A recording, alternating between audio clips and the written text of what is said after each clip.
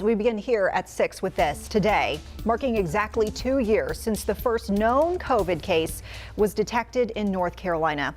And in the days and weeks afterwards, we remember this, that virus spread quickly, our society started shutting down. And since then, we've seen mask mandates come and go, millions of North Carolinians getting vaccinated, and many lives lost as well.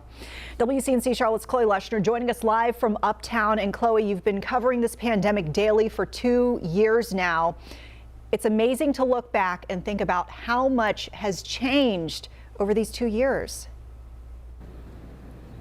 Yeah, it really is. 2 years ago, state leaders were preparing for the possibility of an outbreak, but they had no way of knowing what was actually coming. And we didn't even know if there was COVID in Mecklenburg County yet at that point. That first case in the state was a person who lives in Wake County, and they had just traveled back from Washington State.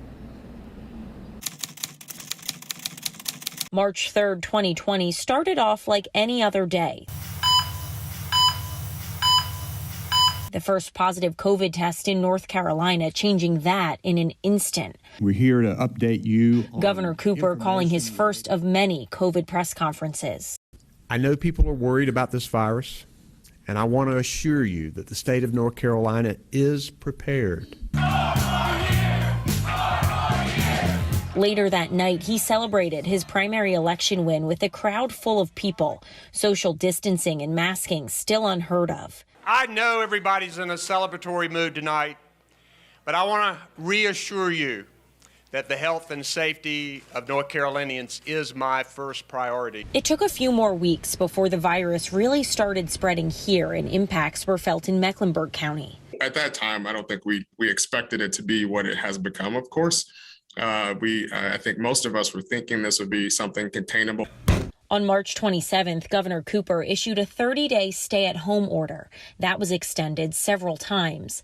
Since the start, there have been more than 2.5 million positive cases in the state, and 22,725 people have lost their lives.